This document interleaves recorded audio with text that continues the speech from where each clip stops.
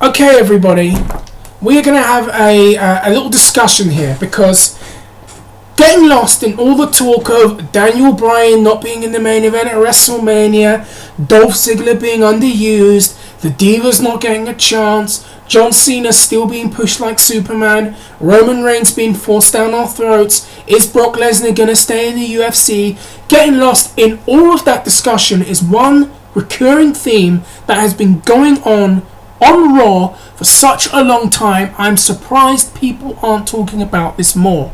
Now, I do know certain people are bringing it to others' attention. I know that if you listen to the Silent Monster, he has brought this up. I feel the same way. Certain people on WrestlingForums.com, hello by the way, have mentioned this and we've discussed this. So let's bring this out here on YouTube. Let's get people talking about this even more. And the thing that I am discussing is Stephanie McMahon's emasculation promos on the male members of Raw. And to be equal, it's not just the male members. There's also this thing she does with the Divas where she has to make them look absolutely inferior.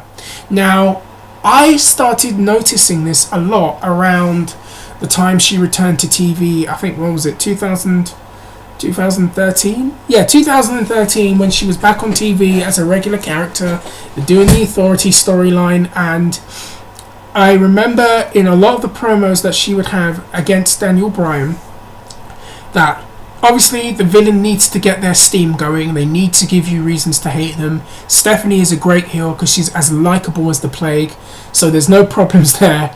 But the thing is, in her promos with Bryan never ever got one good comeback. Ever. She would call him a troll, she would bury him, she would trash him like a heel was supposed to do. But then the babyfaces just stood there like this.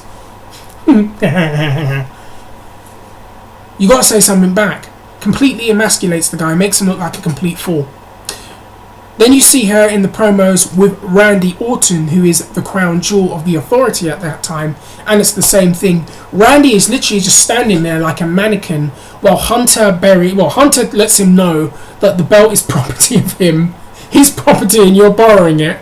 And Stephanie's just emasculating the guy, and it just, how can I get behind this guy as the top villain or the top heel in the company when you've got Stephanie McMahon literally taking a pair of scissors, telling him to, kids, this isn't a PG way of saying this, get his balls out and go snip, and they drop on the ground with the sound effects.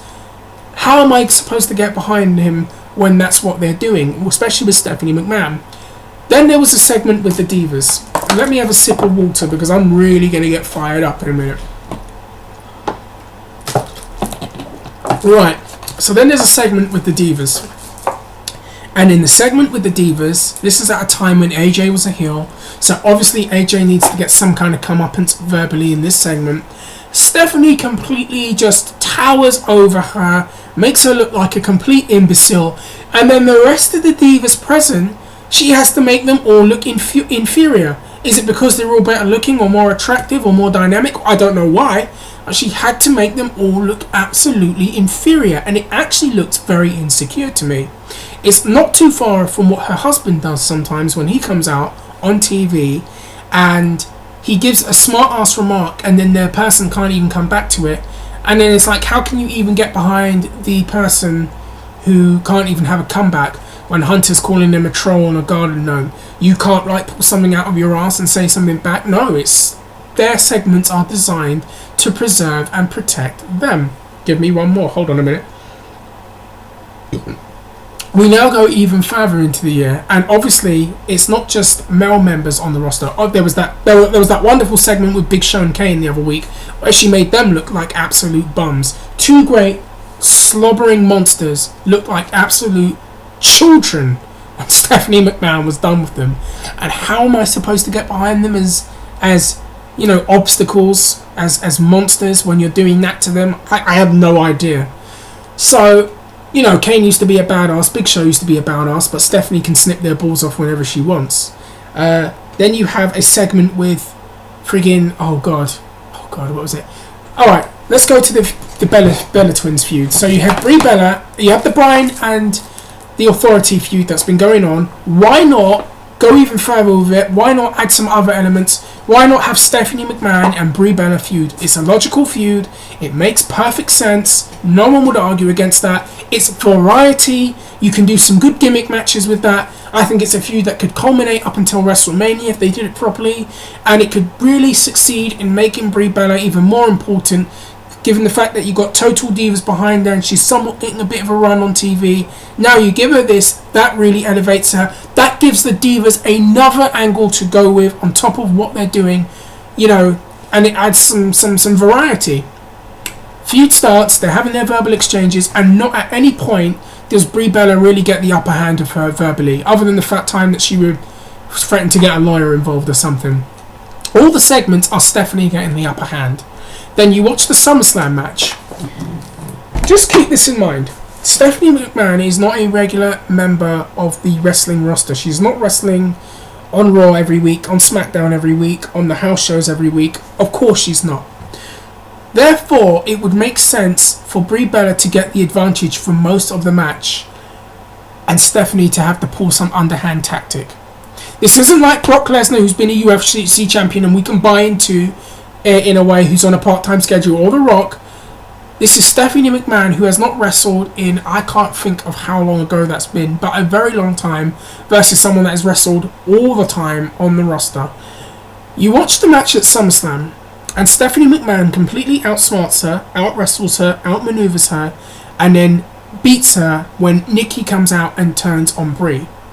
Now, lots of people tried to tell us, the fans, that we don't know any better, that we need to keep our eyes focused on the big picture, and that is that there's going to be a rematch and Brie's going to beat her after she beats Nikki. Oh, fans, just be patient, you stupid fans. Guess what? Has that rematch happened yet? It's not.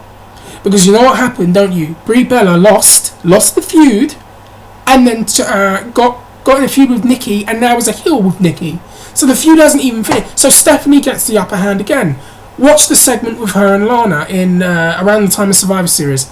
Lana has done a great job of establishing herself as a cold-hearted mouthpiece to Rusev. She's catching on. She's doing well. People are taking notice. People are getting into her. People buy into her in her gimmick and her role right now. And she does a segment with Stephanie McMahon where Stephanie has to make Lana look like an absolute imbecile, like a child, to the point where they almost undid all the hard work that they had done throughout the course of a year to build up Lana and Rusev, really Lana. And they make Lana look like a fool, like she bows down to Stephanie McMahon. When for most of the year, Lana hasn't bowed down to no one. Lana has been pretty icy. So that really doesn't help Lana. What would have probably been better is if they negotiate a deal and Lana says, before I do something for you, you need to do something for us. And then you can kind of build a story with Rusev. Maybe he gets a title shot, I don't know, but you could do something with there where Lana goes, remember you owe me that favour. That could have preserved both of them. Instead, it's Stephanie having to tower over everybody and make them look bad. Seth Rollins is the latest victim of this, because this is really bad. So, Seth is the Money in the Bank winner. Seth is the crown jewel of the Authority. Seth should be the next Edge, the next sleazy top heel who's going to pull some scam out of his ass to always beat you.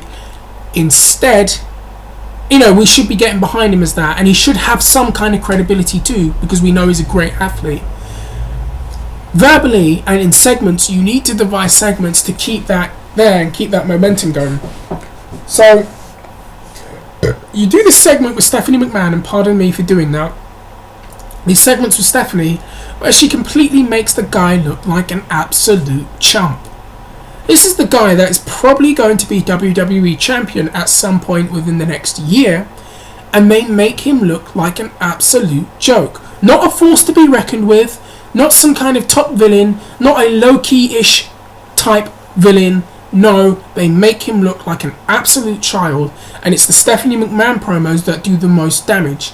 To me, it's frustrating, because every time Stephanie does a promo with a male member of the roster or a female member of the roster, she's always quite literally emasculating them and talking them down, especially the men, to the point where it's damaging.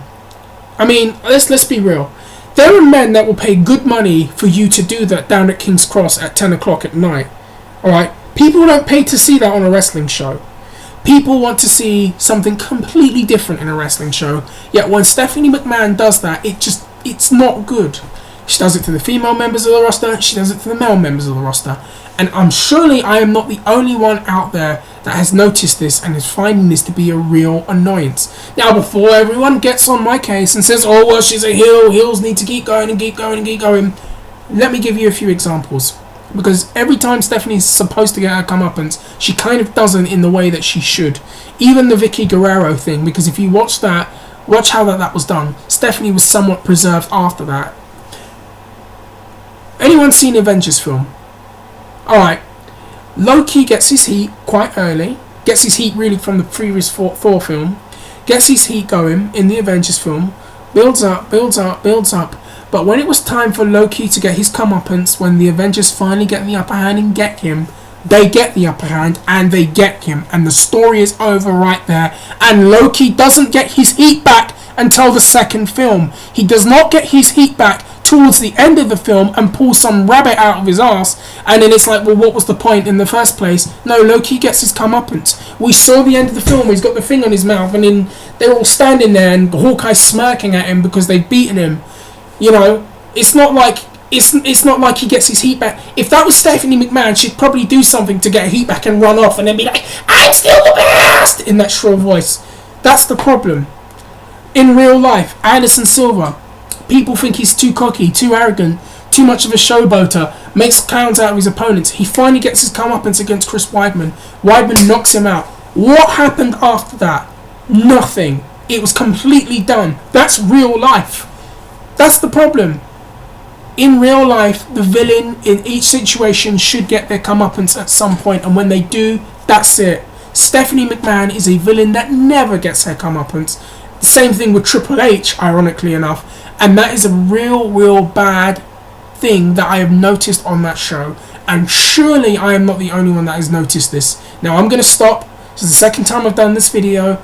You let me know what you think. Are you not the only one that is fed up of the weekly Stephanie McMahon emasculation segments that go on Raw and SmackDown? Are you not the only person who is fed up of this? If so, or if not, let me know what you think. Are fans overreacting? Do you people see the bigger picture?